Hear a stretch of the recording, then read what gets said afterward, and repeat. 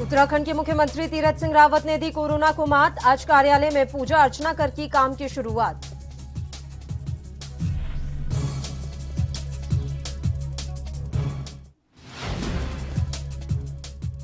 Camp कार्यालय में Padma Bhushan doctor Anil Prakash Joshi से मिले सीएम तीरथ सिंह रावत। मुख्यमंत्री ने पर्यावरण के संरक्षण और संवर्धन को लेकर की चर्चा।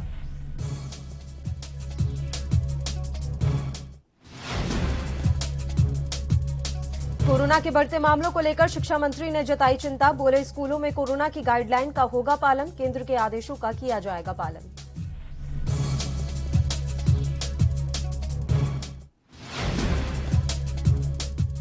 रुड़की पुलिस ने किया हत्या का खुलासा। 2 आरोपियों को किया अरेस्ट। हथियार सप्लाई करने वाला भी गिरफ्तार।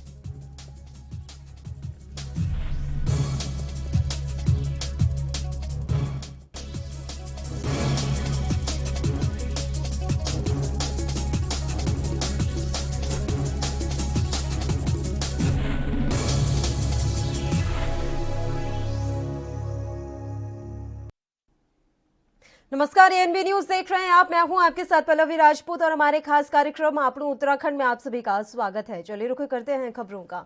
मुख्यमंत्री तीरथ सिंह रावत ने देहरादून कैट रोड स्थित कैंप कार्यालय से सरकारी कार्य करना शुरू कर दिया है। बुधवार को मुख्यमंत्री तीरथ ने कैंप कार्यालय में पूजा अर्चना कर कामकाज की शुरुआत की। गौरतलब है कि पिछले दिनों मुख्यमंत्री तीरथ सिंह रावत कोरोना संक्रमित होने के बाद से सेफ हाउस में एकांतवास में रह रहे थे। कोरोना संक्रमण से मुक्त होने के बाद आइसोलेशन से बाहर आए मुख्यमंत्री तीरथ सिंह रावत ने उत्तराखंड में समय से पहले विधानसभा चुनाव की संभावना से साफ इनकार किया। सत्ता की बागडोर उन्हें सौंपे जाने के बाद से ही सियासी हलकों में यह चर्चा है कि उत्तराखंड में समय से पहले चुनाव हो सकते हैं। प्रदेश में समय से पूर्व विधानसभा चुनाव की संभावना से जुड़े सवाल पर उन्होंने कहा कि प्रदेश की जनता ने बीजेपी को जनादेश दिया है, सरकार अपना कार्यकाल पूरा करेगी। सियासी हलकों में यह अटकलें तैर रही हैं कि मुख्यमंत्री उपचुनाव नहीं लड़ेंगे, बल्कि सरकार का कार्यकाल खत्म होने के चंद महीने पहले मुख्यमंत्री पद से इस्तीफा दे देंगे। इससे उन्हें लोकसभा की सदस्यता से इस्तीफा नहीं देना पड़ेगा। मुख्यमंत्री ने इन सभी अटकलों पर विराम लगा दिया है। इसके अलावा मुख्यमंत्री ने कहा कि सल्ट का चुनाव है, बीजेपी भारी मतों से जीतेगी।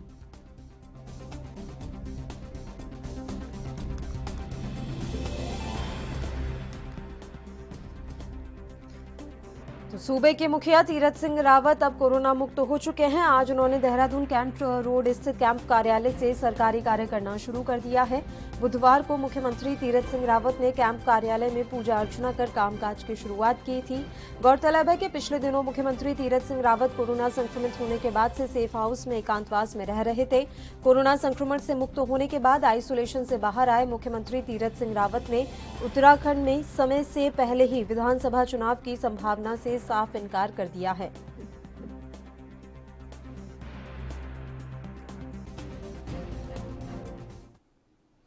और उत्तराखंड से हमारी संवाददाता अर्चना इस समय फोन लाइन पर जुड़ गई हैं। सीधा उन्हीं का रुख कर लेते हैं इस खबर पर तमाम जानकारी के लिए। अर्चना, आपसे जानकारी चाहेंगे। आज कैंप कार्यालय से सरकारी कार्य करना शुरू कर दिया है तीरथ सिंह रावत ने। बताया जा रहा है कि आज उन्होंने सबसे पहले वहां जाकर पूजा अर्चना की। जी, जैसा कि बताना चाहूंगी पल्लवी आपको कि आज ही मुख्यमंत्री तीरथ सिंह रावत जी ने कैंप कार्यालय पूजा अर्चना कर कामकाज की शुरुआत की। बताना चाहूंगी पिछले दिनों मुख्यमंत्री तीरथ सिंह रावत कोरोना संक्रमित थे, जो कि आइसोलेट हो रखे थे। आइसोलेट होने के बाद जब उनको लगा कि हाँ ठीक है, तो वो बाहर आए और तीरथ सिंह रावत ने अपने उत्तराखंड के में समय से पहले विधानसभा चुनाव की संभावना से साफ इनकार किया।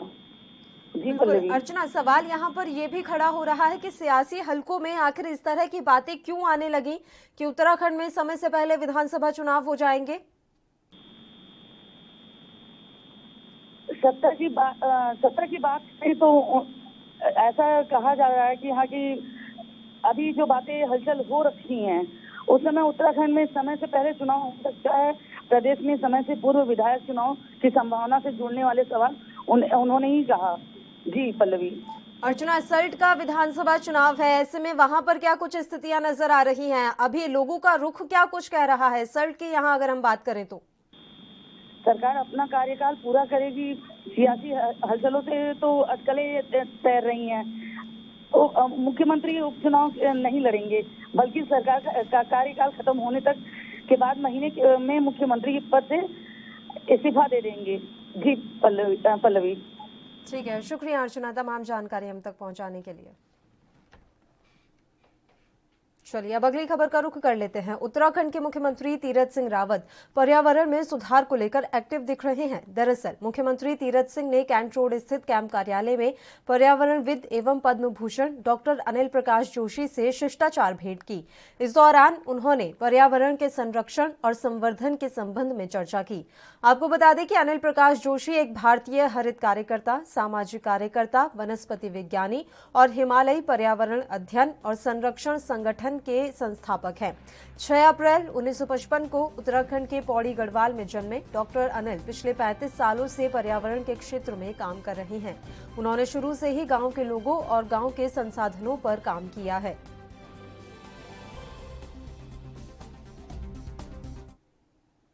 उत्तराखंड के शिक्षा मंत्री अरविंद पांडे ने कहा कि प्रदेश के स्कूलों में कोरोना संबंधी एडवाइजरी का सख्ती से पालन कराया जाएगा। उन्होंने कहा कि लॉकडाउन के बाद कोरोना के केस कम होने पर प्रदेश के स्कूल खोलने के आदेश दिए गए थे। उन्होंने ये भी कहा कि हमारा प्रयास है स्कूल खुले, लेकिन बच्चों की सुरक्षा भी जरूरी है। कोरोना के बढ़ते केस को लेकर उन्होंने चिंता जाहिर की। उन्होंने कहा कि स्कूल खुले रहेंगे या बंद होंगे, इस बारे में केंद्र सरकार की गाइडलाइन पर ही कार्य किया जाएगा। अभी बच्चों तक कोविड-19 की समस्या नहीं पहुंची है। इसी को देखते हुए भारत सरकार के निर्देशों का पालन करते हुए हम लोगों ने स्कूल खोलने का निर्णय लिया है और स्कूल 6 से 12वीं तक के हमने बीच में खोला, चल भी रहे हैं। फिलहाल 15 तारीख से 1 से लेकर 12 तक के हमने स्कूल खोलने का निर्णय दिए हैं और कोशिश हमारी 100% है कि कोविड-19 की जो गाइडलाइन है उसको अनदेखी नहीं की जाएगी। उसका पालन करते हुए ही विद्यालय शिक्षा में विद्यालय को खोलने का हमने निर्णय लिया है और अभी तक फिलहाल जैसे सत्र निर्देशित किया। उत्तराखंड के विकासनगर पहुंचे किसान नेता जगतार सिंह ने प्रेस वार्ता की और मीडिया को संबोधित करते हुए किसान नेता ने कहा कि केंद्र की मोदी सरकार किसान विरोधी सरकार है। जब तक मोदी सरकार 3 कृषि कानूनों को वापस नहीं लेती, तब तक देश का किसान चैन से नहीं बैठेगा। मोदी सरकार का दावा है कि निजी मंडियां बनने से किसानों को एक वैकल्पिक मंडी मिल जाएगी, बेहतर रेट मिलेगा और आमदनी दोगुनी हो जाएगी। लेकिन सच ये है कि एमएसपी की घोषणा भी समाप्त हो जाएगी। किसानों को, मजदूरों को और जो उपभोक्ता वर्ग है उन सबको एक बताने का लक्ष्य है कि ये आंदोलन जो है ये सिर्फ किसान का नहीं है और जिसकी खेती है सिर्फ उसका नहीं है।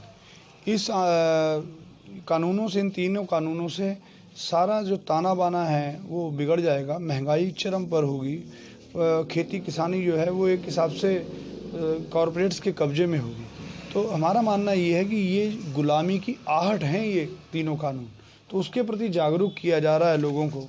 और ये एक पर्चा हमने बनाया है कि जो मोदी जी ने कहा था कि हमें आज तक पता नहीं चला कि कानूनों में काला क्या है, जबकि 11 दौर की वार्ता में सरकार को स्पष्ट रूप से ये बता दी गई थे और सरकार कुछ संशोधनों पर भी राजी थी। उसके बाद भी संसद में उन्होंने कहा कि कानून में काला क्या है।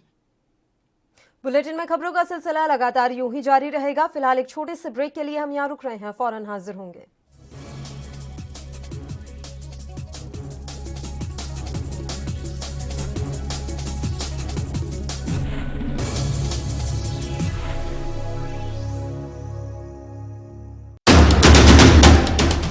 राष्ट्र धर्म रात 8 बजे सिर्फ ANB न्यूज़ पर। ਸਰਕਾਰੀ ਸਕੂਲਾਂ ਵਿੱਚ ਬਣਵਾਏ 6984 ਕਲਾਸਰੂਮ, 292 ਸਾਇੰਸ ਲੈਬੋਰਟਰੀ ਅਤੇ 304 ਲਾਇਬ੍ਰੇਰੀਆਂ। 4 ਵਰਿਆਂ ਤੋਂ ਸਿੱਖਿਆ ਦਾ ਮਿਆਰ ਉੱਚਾ ਚੁੱਕਦੀ ਹੋਈ ਪੰਜਾਬ ਸਰਕਾਰ। हक की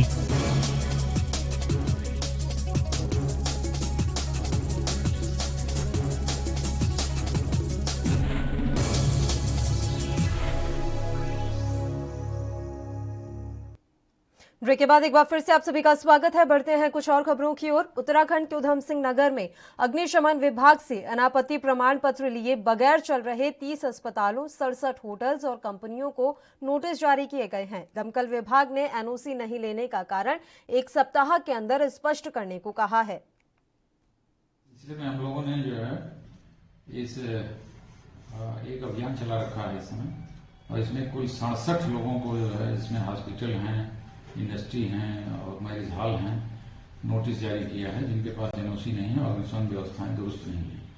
इसमें रुद्रपुर क्षेत्र में 10 हॉस्पिटल हैं, 8 होटल हैं, गदरपुर में 8 अस्पताल और 5 मैरिज हॉल हैं, पिच्छा में 4 होटल हैं, 12 हॉस्पिटल हैं और कुल तीनों क्षेत्रों को मिलाकर 20 उत्तराखंड में जंगल में लगी आग मामले पर नैनीताल हाईकोर्ट सख्त हो गया है।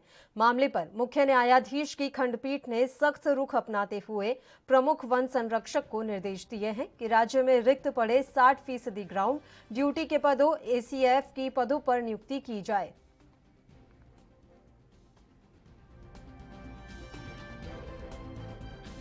फंडिंग के बारे में, स्टाफ की कमी है उसके बारे में डायरेक्शन की है, और जो राष्ट्रीय हरित प्राधिकरण के जो आदेश है उसमें जो 12 आदेश थे जिसमें ये कहा गया था कि वॉच टावर लगाए जाए, इक्विपमेंट दिए जाए, आधुनिक मशीनरी फायर हाउसिंग की खरीदी जाए और साथ ही जो फंडिंग की समस्याएं वो दूर की जाए।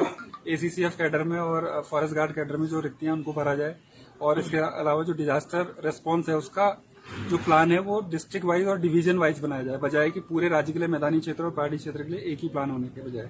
तो वो 2 तरह के प्लान बनाने के भी आदेश हैं और इस प्रकार एनजीटी ने डायरेक्शन दी थी कि जो भी रेस्पॉन्स करने वाली फोर्सेज है उनको सारे इंसेंटिव्स दिए जाएं और उनको इस मामले में प्रमोट करने के लिए, और साथ में जो ग्रामीण है उनको भी सम्मिलित किया जाए फायर हाउसिंग की कमेटीज में और उनको भी इंसेंटिव्स दिए जाए। तो ये सब डायरेक्शन को भी इम्प्लीमेंट करने के लिए कोर्ट ने डायरेक्ट किया है। कितना हेक्टेयर जंगल जला होगा, ऐसा कोई इस साल लगभग 1300 से अधिक अभी तक के आंकड़े हैं और अभी तो जल ही रहा है, तो ये आंकड़े और बढ़ने की संभावना है। और जो पिछले 20 सालों के आंकड़े हैं तो उसके हिसाब से 44,000 हेक्टेयर से अधिक जंगल उत्तराखंड में अभी तक जल चुका है, जो कि 3 देहरादून शहर के क्षेत्रफल के बराबर है। कोर्ट कितना गंभीर है? कोर्ट काफी इसमें गंभीरता से कोर्ट ने लिया है, इसलिए व्यक्तिगत अपीयरेंस भी लगाई थी और साथ ही कोर्ट ने जितने भी डायरेक्शंस हैं उनको यथाशीघ्र इम्प्लीमेंट करने के आदेश दिए। और कोर्ट के आदेशों का मंतव्य ये है कि न सिर्फ आग लगने के बाद बल्कि आग लगने से पहले भी पूरे वर्ष। देश भर में बढ़ते कोरोना संक्रमण को लेकर उत्तराखंड भी सतर्क हो गया है, जिसके तहत अब देहरादून में बॉर्डर पर यात्रियों की कोविड की रैंडम टेस्टिंग की जा रही है। ऐसे में जो भी यात्री पॉजिटिव आ रहे हैं उन्हें होम क्वारंटीन किया जा रहा है। राज्य में कोरोना की दूसरी लहर न केवल बेकाबू बल्कि घातक भी होती जा रही है। इसका अंदाजा इसी बात से लगाया जा सकता है कि प्रदेश में कोरोना के 791 नए मामले सामने आए हैं। करीब 4 माह बाद राज्य में एक दिन में इतने ज्यादा मरीज मिले हैं। इससे पहले 10 दिसंबर को यहां 830 मामले सामने आए थे। वहीं मंगलवार को प्रदेश में 48,500 से अधिक जांच की गई, इसलिए पॉजिटिविटी रेट 1.62% रहा है। देहरादून में यह रेट जरूर 4.76% रही है।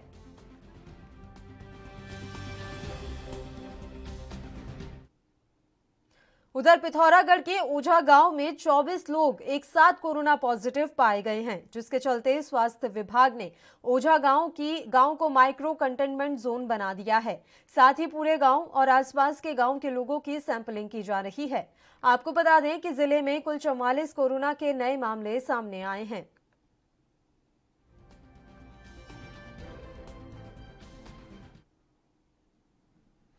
बुलेटिन में फिलहाल वक्त तो चला है एक छोटे से ब्रेक का। ब्रेक के उस पार खबरों का सिलसिला लगातार यूं ही जारी रहेगा। आप देखते रहिए ANB न्यूज।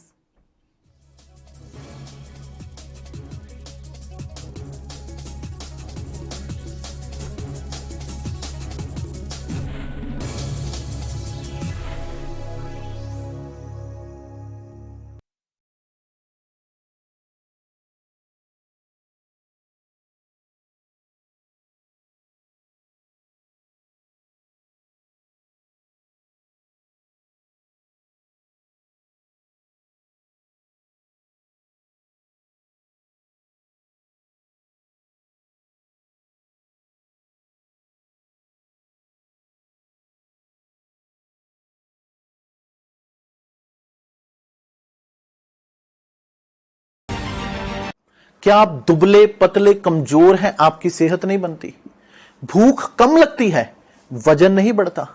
दरअसल मेन बात खाना पीना खाना नहीं है, मेन बात है खाया पिया लगना। और अगर खाया पिया लगेगा ही नहीं तो सेहत बनेगी कैसे?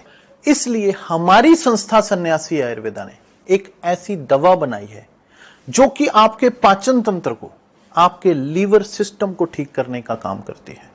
ताकि आप जो भी खाएं उसका पूरे का पूरा निचोड़ आपके शरीर को लगे, आपकी भूख बढ़े, खाया पिया सही से लगे, नया खून बने, हड्डियों में जान आए, वजन बढ़े, ताकत बढ़े, चेहरे पर नूर आए और आप मोटे तगड़े खूबसूरत पर्सनैलिटी के मालिक बन जाएं। यह दवा पूरी तरह से आयुर्वेदिक होती है। इसका शरीर पर कोई भी साइड इफेक्ट, कोई भी नुकसान या दुष्प्रभाव नहीं होता। लड़के लड़कियां दोनों इसका इस्तेमाल कर सकते हैं और पहले 15 दिन के अंदर ही आपको इसका असर महसूस हो जाएगा। सिर्फ 650 रुपए की पूरे 1 महीने की दवा होती है और आप इसे घर बैठे 01145454545 पर फोन करके दवा मंगवा सकते हैं। 38 ਲੱਖ ਪਰਿਵਾਰਾਂ ਨੂੰ ਦਿੱਤਾ 5 ਲੱਖ ਰੁਪਏ ਤੱਕ ਦੇ ਇਲਾਜ ਲਈ ਮੁਫਤ ਸਿਹਤ ਬੀਮਾ। 4 ਵਰਿਆਂ ਤੋਂ ਪੰਜਾਬੀਆਂ ਦੀ ਸਿਹਤ ਦਾ ਧਿਆਨ ਰੱਖਦੀ ਪੰਜਾਬ ਸਰਕਾਰ।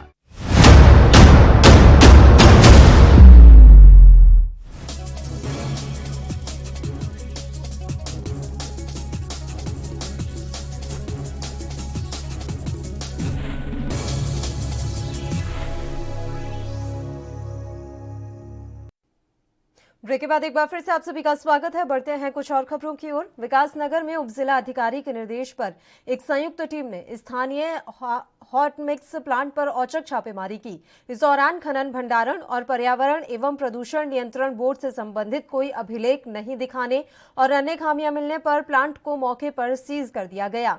जिला खनन अधिकारी और प्रदूषण बोर्ड सहायक अभियंता ने टीम के साथ सेलाकुई और लांघा रोड के पास स्थित हॉट मिक्स प्लांट पर औचक छापेमारी की। निरीक्षण के दौरान मौके पर हॉट मिक्स प्लांट के संचालक के द्वारा पर्यावरण एवं प्रदूषण नियंत्रण बोर्ड से संबंधित कोई दस्तावेज नहीं दिखाए गए।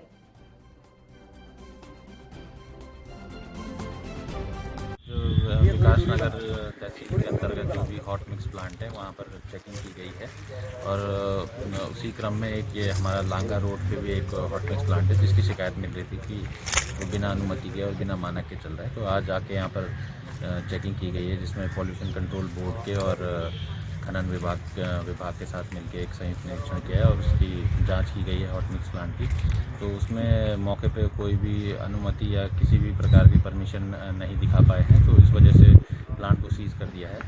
और अगर ये कोई कागज़ प्रस्तुत करते हैं तो उसके बाद फिर हम आगे की कार्रवाई करेंगे। अगर नहीं करते हैं तो अभी फ़िलहाल हमने प्लांट को सीज कर दिया। सर किस तरह की खामियां थी और किस तरह की दिक्कतें आ रही थी? ये जैसे मैंने कहा कि ये अभी हमने इनसे डॉक्यूमेंट्स मांगे इनके कि कोई परमिशन है या किस टाइप से आपको अलाउड किया गया है, किसने अलाउड किया है, किस अथॉरिटी ने अलाउड किया है यहाँ पर चलाने के लिए। तो कोई भी कागज़ या डॉक्यूमेंट्स ये अभी दिखा नहीं पाए हैं और इसी कारण हमने इसको सीज कर दिया है। सर जो संबंधित प्लांट संचालक सर उनके खिलाफ भी क्या कार्रवाई की जाएगी? देखिए अभी सीज किया है, वही मैं कहा है अगर वो कोई डॉक्यूमेंट प्रस्तुत करते हैं तो उसके हम आगे ही कार्रवाई करेंगे। अगर नहीं करते हैं और प्लांट को अगर फिर भी चलाते हैं, जो हमने सील की है, अगर फिर भी चलाते हैं तो उसके बाद फिर उन पर मुकदमा दर्ज होगा अगर वो बिना परमिशन के चलाते हैं। ये स्थानीय लोगों की इसमें शिकायत है कि एक आर के हांडा नाम से हॉट मिक्स प्लांट है, इसका नियमों के विरुद्ध इसका संचालन किया जा रहा है। इसकी शिकायत हमारे कार्यालय के साथ हुई तो आज एडीएम साहब के साथ मिलकर इसका सीलबंद किया गया। इनके पास किसी भी कुछ संचालक नहीं, तो राज्य प्रदूषण नियंत्रण बोर्ड संचालक नहीं, तो सहमति प्राप्त नहीं थी। जिसमें बेहतर कार्रवाई करके इसको सील किया गया। सर सेलाकुई में निरीक्षण किया गया, वहाँ क्या पाया गया? वहाँ पे भी एक प्लांट था VK अग्रवाल, उनके पास भी राज्य प्रदूषण नियंत्रण संचालक नहीं, तो सहमति प्राप्त नहीं थी, जिस कारण उसको भी स्थानीय प्रशासन द्वारा सील किया गया। सर क्या विभागीय स्तर पर ऐसे लोगों को मुकदमा दर्ज किया जाएगा जो कि पर्यावरण को नुकसान पहुँचा रहे हैं? अभी तो उसको सील किया गया। अगर ये सील अगर तोड़ते हैं और उसके बाद भी लगातार इसका निरंतर रूप से संचालन किया जाता है निश्चित रूप से। उत्तराखंड के टिहरी में शिकार की तलाश में जंगल गए 7 दोस्तों में से 4 युवकों की संदिग्ध परिस्थितियों में मौत हो गई थी। प्रत्यक्षदर्शियों के अनुसार पैर फिसलने से शिकारी की भरी बंदूक का ट्रिगर दबने से गोली ठीक पीछे चल रहे एक युवक की छाती में जा लगी और घटनास्थल पर ही उसकी मौत हो गई। अचानक हुई घटना से अन्य सभी युवक डर गए। 3 युवकों ने आनन फानन में निकटवर्ती छानी में जाकर जहर खा लिया। वहीं आरोपी बंदूक समेत फरार हो गया था। हालांकि 2 युवक सकुशल गांव पहुंचे और घटना की सूचना दी। सूचना पर परिजन और ग्रामीण घटनास्थल पर पहुंचे तो वहां देखकर उनके होश उड़ गए। आपको बता दें कि अधिवक्ता रवि सेमवाल ने ये जानकारी दी है कि घनसाली के कुंडी गांव में पिछले दिनों हुए शिकार कांड के आरोपी राजीव उर्फ रज्जी ने बुधवार को सीजीएम कोर्ट में आत्मसमर्पण कर दिया।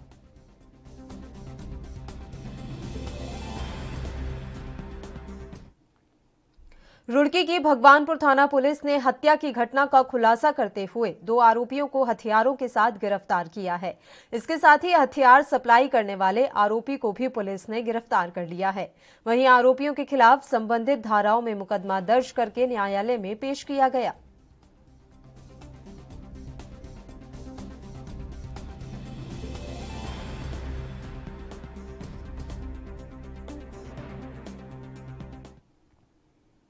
उधर हरिद्वार के कुंभ मेले में नवस्थापित पुलिस सर्विलांस सिस्टम ने कार्य करना शुरू कर दिया है। बुधवार को कुंभ क्षेत्रों में मॉक ड्रिल का आयोजन किया गया। इस मौके पर आयोजन को देखते हुए शहर के अलग अलग क्षेत्रों में आग लगना, बम विस्फोट, गैस रिसाव जैसी संभावित घटनाओं की मौक का अभ्यास किया गया ताकि समय रहते ऐसी घटनाओं से बचा जा सके।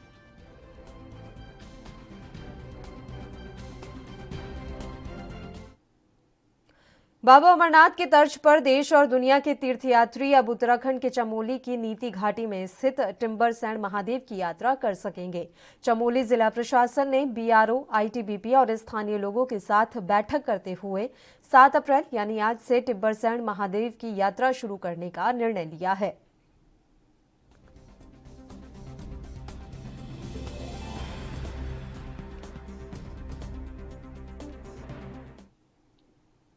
हरिद्वार स्थित ऋषिकुल विद्यापीठ संस्कृत महाविद्यालय में एक हादसा हो गया। महाविद्यालय परिसर के बराबर कुंभ मेले के अस्थायी बस स्टैंड में प्रचार के लिए लगाया गया बलून महाविद्यालय के परिसर में नीचे आकर फट गया।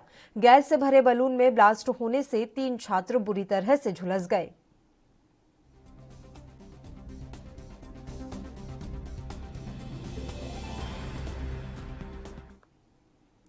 उधर उत्तराखंड के पिथौरागढ़ में घाटी के जंगलों में कई जगह आग लगी हुई है, जिसके चलते जीव जंतु आग के कारण उच्च हिमालय क्षेत्रों की तरफ समय से पहले लौटने लगे हैं।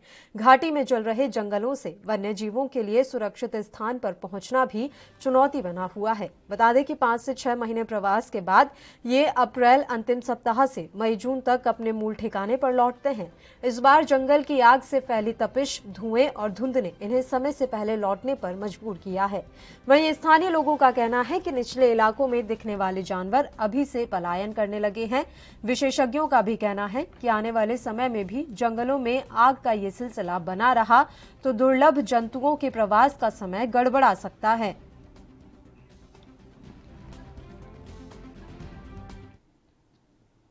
जहां एक तरफ देवभूमि हरिद्वार में कुंभ मेला चल रहा है, लेकिन वहीं पर ही 2016 के कुंभ में खोए 400 लोग अब जाकर पुलिस द्वारा अपने परिवार से मिल पाए हैं, जिसमें खोए हुए लोगों ने और परिजनों ने पुलिस का धन्यवाद करते हुए कहा कि उत्तराखंड की पुलिस सही तरीके से काम कर रही है, जिसने हमें मिलवाया है।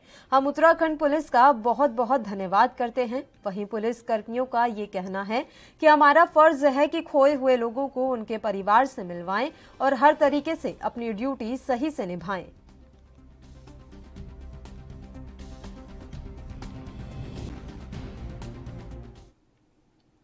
उत्तराखंड के देहरादून में स्कूल प्रबंधन के मुताबिक अब तक की जांच में 7 छात्र और 5 शिक्षक कोरोना संक्रमित मिले हैं।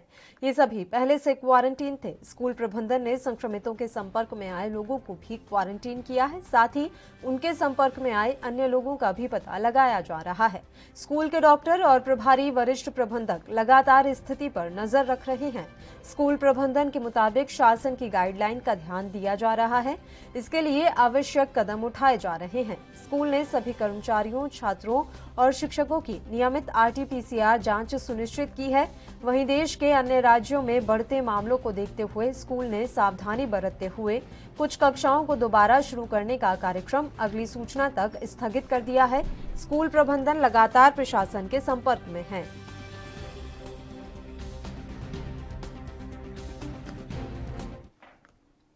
देहरादून में बाहर से आने वाले लोगों की आशा रोड़ी चेक पोस्ट पर कोविड नेगेटिव रिपोर्ट भी चेक की जा रही है। ऐसे में जिन यात्रियों की तरफ से अपनी कोविड रिपोर्ट नहीं लाई गई है, उनकी रैपिड एंटीजन टेस्ट किया जा रहा है, जिसके बाद ही हर यात्री को देहरादून में प्रवेश दिया जा रहा है।